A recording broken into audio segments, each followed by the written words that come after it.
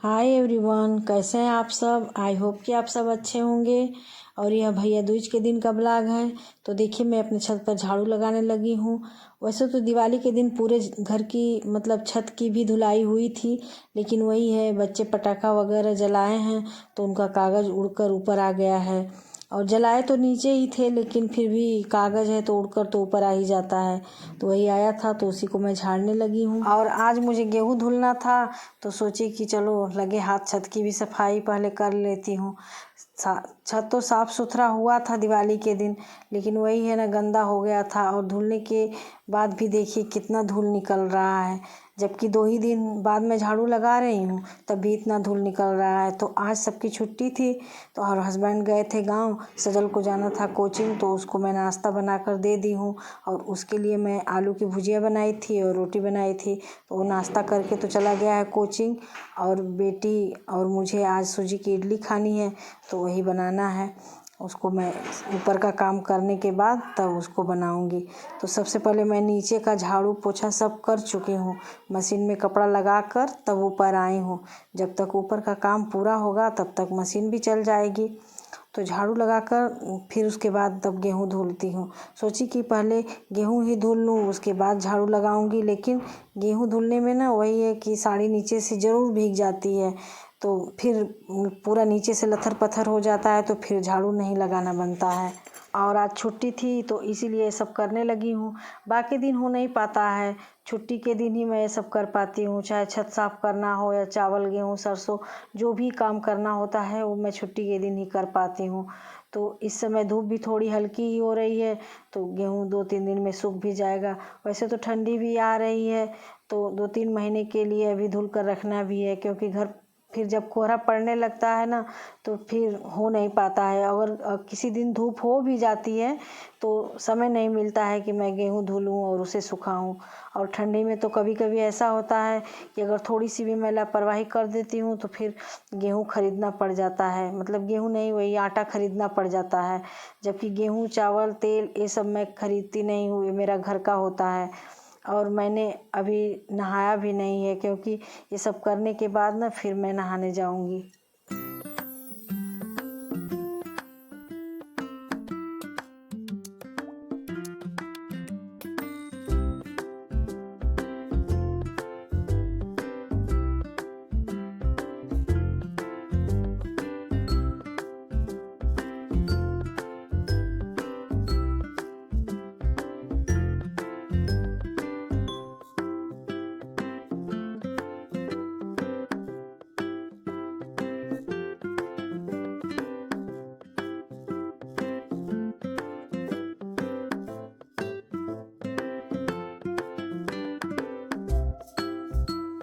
इधर मैं अभी गेहूँ धुल ही रही थी कि नीचे से कोई आवाज़ दिया, तो वही मैं देख रही हूँ कि कौन है बुला रहा है। तो वही दूध वाले थे, उनसे मैं दही के लिए बोली थी ना, तो वही दही लेकर आए थे। तो उसी को मैं लेकर रखने नीचे चली गई थी। और ऊपर आकर जो बाकी गेहूँ बचा था उसको मैं धुल ली थी। ज़्यादा नहीं धुली हूँ, वही 20-22 के किलो होगा, क्योंकि सूखना भी तो चाहिए। ज़्यादा धुलने पर थोड़ा रहेगा तो पतला फैला दूँगी तो सूख भी जाएगा। और इधर जो ये कपड़े वाला स्टैंड देख रहे हैं आप लोग, इसको मैं धुलने लगी हूँ।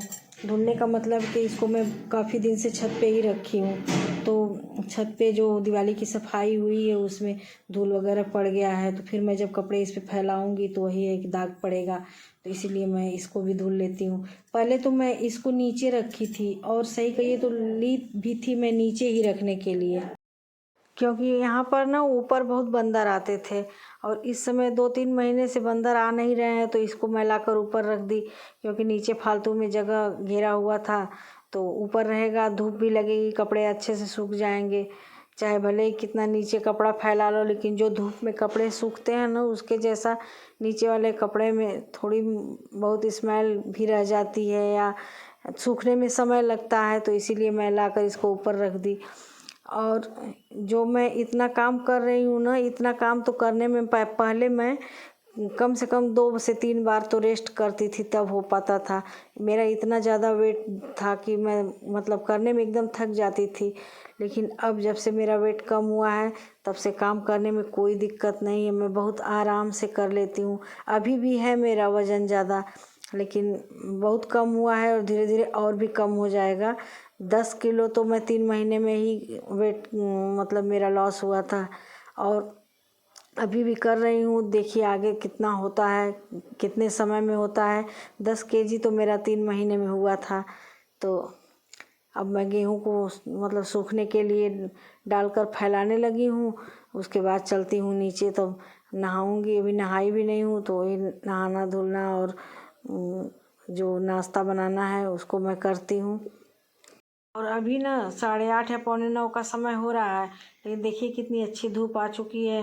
तो वही मैं सोची कि पहले फैला दूंगी, नहीं तो पहली धूप जब निकल जाएगी ना तो सूखने में बहुत टाइम लगता है। और सुबह की धूप काफ़ी अच्छी लगती है, तो इसीलिए पहली धूप। हाय, देखिए नहा ली हूँ, पूजा भी हो गया, अब चल रही हूँ। बेटी बोल रही है इडली बनाने के लिए सूजी की, तो वही मैं भी नाश्ता कर लूँगी। और 11 बज रहा है, तो मेरा भी नाश्ता का समय हो गया है। क्या है, मत पीना मत।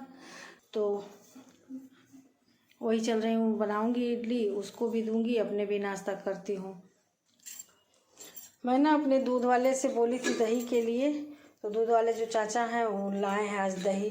देखिए घर की बनी हुई दही है। मार्केट में ऐसी दही तो मिलती नहीं है, लेकिन हाँ ये घर की है। देखिए कितनी अच्छी मलाई के साथ पूरी दही। और इसको आग पे दूध को पकाया गया है, उसके बाद दही जमाई गई है। तो आपको दिखाते हैं नीचे से, देख लीजिए। मैं ना सूजी की इडली बनाऊंगी, वेट लॉस में बहुत अच्छी होती है सूजी की इडली भी। आप लोग बिल्कुल खा सकते हैं, मैं भी खाती हूँ। तो इसी की इडली मैं जा रही हूँ बनाने। और ये जो दही आई है ना थोड़ी मीठी है, मतलब खट्टी दही नहीं है, तो इसमें थोड़ा सा नींबू डाल दूंगी तो थोड़ा खट्टा हो जाएगा। तो चलिए बनाना शुरू करते हैं इडली।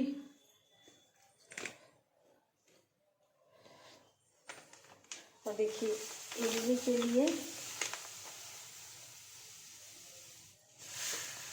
मैंने 1 कटोरी के करीब ले लिया है सूजी। थोड़ा सा और लेती हूँ, ये हो गया 1.5 कटोरी सूजी। और इसमें डालूंगी जो दही है इसको, और इसमें पानी डाल के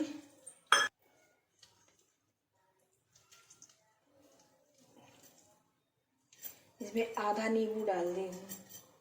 अब इसको मिक्स करती हूँ अच्छे से।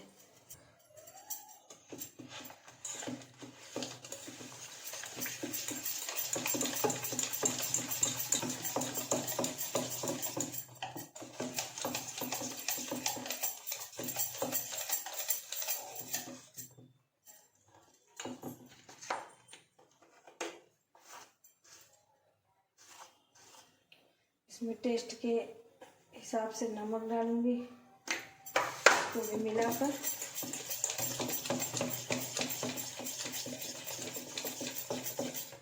अच्छा मेरे पास आज इनो नहीं है, जो खाने वाला सोडा होता है उसी को मैं डाल के आज बनाऊंगी इडली।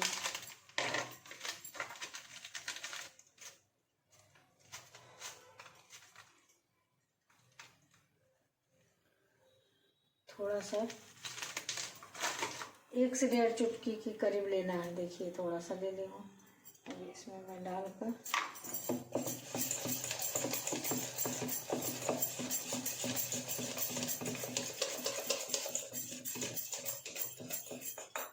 अब मैं इसको ढक के रख दूंगी, तो 10 मिनट बाद एकदम सेट हो जाएगा अच्छे से।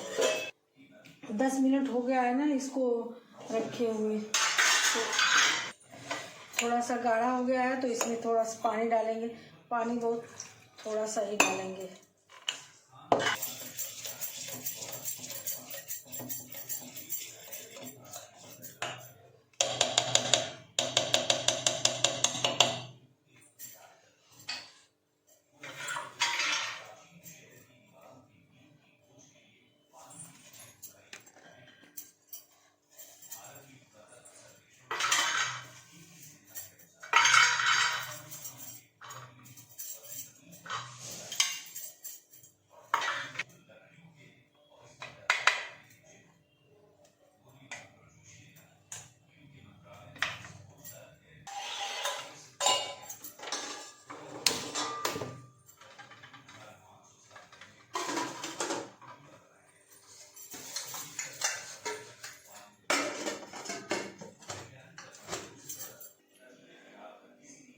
और जब तक ये बनकर तैयार होगा 7 से 8 मिनट बस लगता है इसको बनने में, तब तक मैं मूंगफली को भूनकर उसकी चटनी बना लेती हूँ।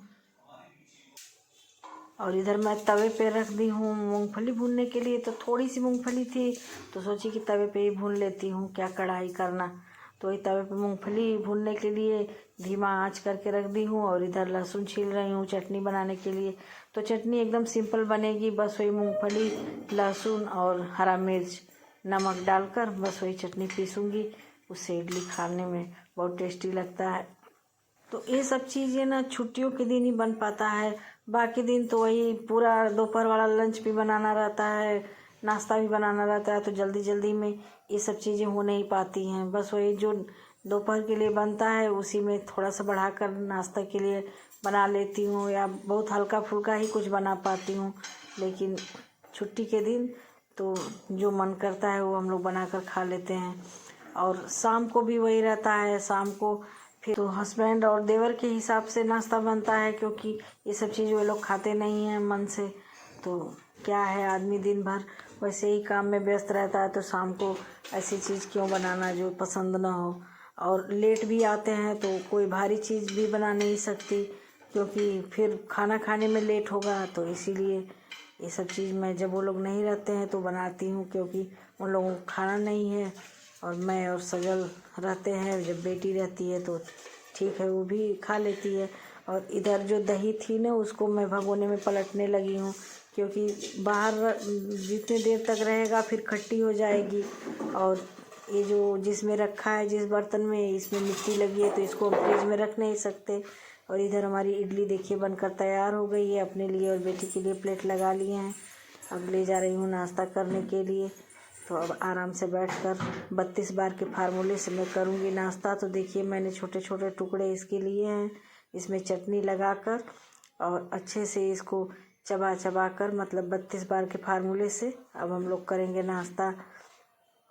तो मैं ही करूँगी 32 बार के फार्मूले से, बेटी नहीं करेगी। लेकिन हाँ, वही है कि आराम से खाना है। तो आशा करती हूँ कि आप लोगों को भी मेरी वीडियो अच्छी लग रही होगी, और कैसी लगती है कमेंट में ज़रूर बताएं। और मेरे चैनल पर अगर आप लोग नए हैं तो चैनल को सब्सक्राइब कर लें, वीडियो को लाइक शेयर कमेंट करना ना भूलें। अब मिलती हूँ अगले ब्लॉग में। मेरी पूरी वीडियो देखने के लिए आप सबको धन्यवाद।